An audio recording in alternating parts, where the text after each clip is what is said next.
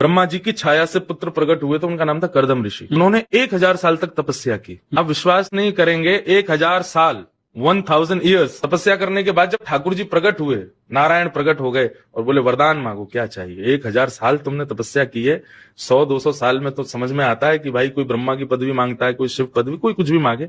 1000 साल क्या चाहिए। तो जो कर्दम ऋषि थे वो कहते हैं कि नाथ एक ही वरदान दे दीजिए। क्या। तथा सचाहम परिवोढ़ काम समान शीलाम ग्रहमेद धेनुम।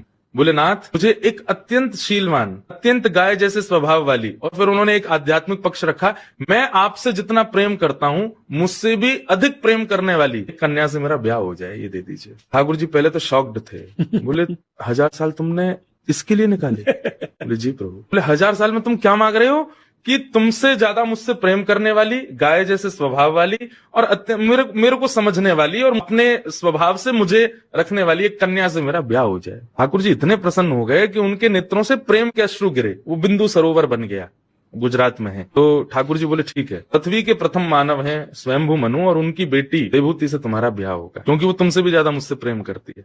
लेकिन तुमने 1000 साल बाद एक ऐसी वस्तु मांगी है कि मैं इतना खुश हूं तुमसे कि मैं एक वरदान में मेरे को संतुष्टि नहीं, मैं एक अपनी तरफ से और देना चाहता हूं। बोले वो क्या देंगे। बोले तुम दोनों के यहाँ पुत्र बन के मैं ही आऊंगा, मैं ही तुम्हारे यहाँ पुत्र रूप में जन्म लूंगा। क्योंकि एक नारी का सम्मान करने वाला और नारी के सम्मान में इतना लंबा तप करने वाला पहला व्यक्ति मिला मुझे। और ये तब की बात है जब पृथ्वी बनी थी, तब कर्दम ऋषि ने तपस्या की। तो ठाकुर जी फिर उन दोनों के यहाँ कपिल भगवान के रूप में प्रकट हुए, जिन्होंने सांख्य शास्त्र का